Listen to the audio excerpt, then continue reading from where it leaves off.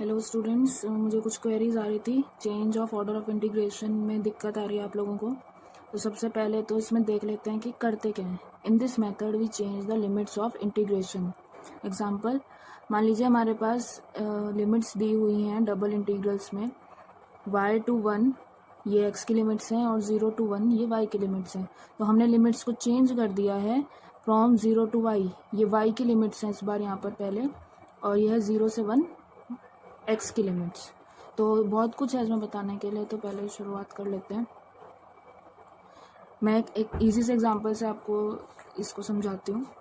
Like question है, change order of integration in i equals to 0 to 1 integration y to 1 f x y dy dx। यहाँ पर function कुछ भी हो सकता है। Generally order of integration change करने में फंक्शन एफ एक्स वाई ले लेते हैं, क्योंकि लिमिट्स चेंज करने के टाइम पर फंक्शन पे कोई फ़र्क नहीं पड़ता है। तो मैं नॉर्मल एक क्वेश्चन ले रही हूँ जिसमें हम सिर्फ ऑर्डर को चेंज करेंगे। तो यहाँ पर बहुत सारी चीज़ें बताने लायक, जैसे कि यहाँ पर y और 1 लिखा हुआ है। इसका मतलब ये किसकी लिमिट्स होंगी? ये होंगी x की limits. x equals to y, x equals to 1। अब जब x यहाँ यूज़ कर चुके हैं तो ये किसकी लिमिट्स होंगी? Obviously y equal to 0, y equal to 1। तो पहला काम तो ये बहुत इंपॉर्टेंट। इसी की हेल्प से हम अपना ग्राफ प्लॉट करते हैं। तो सबसे पहले x इक्वल्स टू वाई आपको पता है, ये लाइन होती है। देन x इक्वल्स टू 1 ये लाइन होती है। Then y equals to 0 x axis और y equal to 1 this dotted line. अब आती है स्ट्रिप। स्ट्रिप वो चीज़ होती है जो हमारे एरिया को कवर करती है। जो मेन डबल इंटीग्रल्स में हम एरिया ही फाइंड करते हैं, तो ये भी एक एरिया का ही फाइंड करने का मेथड है। तो उसमें ये स्ट्रिप जो है ये यहाँ से मूव करना शुरू करेगी ऐसे करके, और अपवर्ड डायरेक्शन में मूव करेगी। जैसे ये यहाँ से मूव करेगी तो लाइक दिस इस पूरे एरिया को ये कवर कर लेगी। तो ये कहाँ से कहाँ तक जाएगी, कहाँ से शुरू होगी, कहाँ से ख़त्म होगी, ये सब हम यहाँ से देखते हैं। लाइक अब strip will start from x equals to y. अब ये स्ट्रिप देखिए, ये शुरू कहाँ से हो रही है? यहाँ से। और ये लाइन कौन सी है? x equals to y. और एंड ये पता कैसे चल रहा है हमको? यहाँ पर आप देखिए कि हमारा नीचे कौन सा फंक्शन है। नीचे है x इक्वल्स टू वाई, ये इक्वेशन है नीचे। तो इसलिए स्ट्रिप यहाँ से शुरू हो रही है। ऊपर क्या है? x equal to 1। तो स्ट्रिप एंड कहाँ हो रही है? यहाँ एंड हो रही है। ठीक है।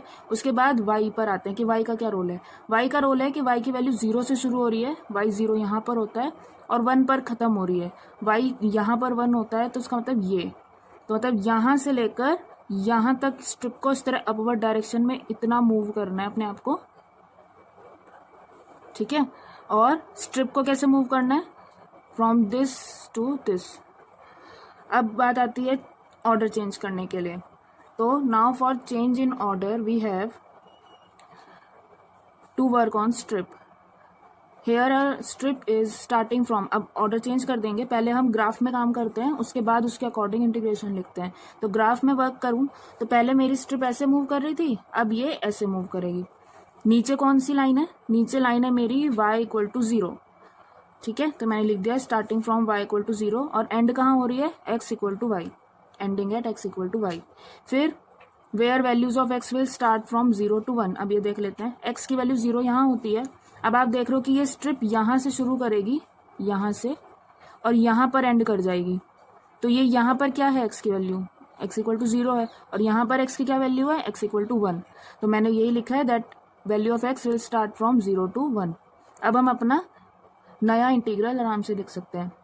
लाइक स्ट्रिप इज मूविंग, यहाँ पर हमेशा स्ट्रिप की क्या पोजीशन है वो मेंशन करी जाती है। तो स्ट्रिप की पोजीशन है y इक्वल टू 0, ये मैंने अभी बताया, ये रहा। और एंड कहाँ पर हो रहा है? y equal to x। अब यहाँ पर एक चीज़ ध्यान रखिएगा कि यहाँ पर x इक्वल टू वाई नहीं लिखना है, क्योंकि अभी आप देखोगे तो यहाँ पर हमारी शुरुआत हुई थी x इक्वल्स टू वाई से, तो वो इसलिए था क्योंकि ये x की वैल्यूज़ थी। ठीक है। अब यहाँ पर क्या है? चेंज हो गया, लिमिट चेंज हो गई है। तो लिमिट चेंज होने पर ये y इक्वल टू 0 और y इक्वल टू x लिखा जाएगा। और x की क्या वैल्यूज़ हैं? x की वैल्यूज़ हैं 0 से 1।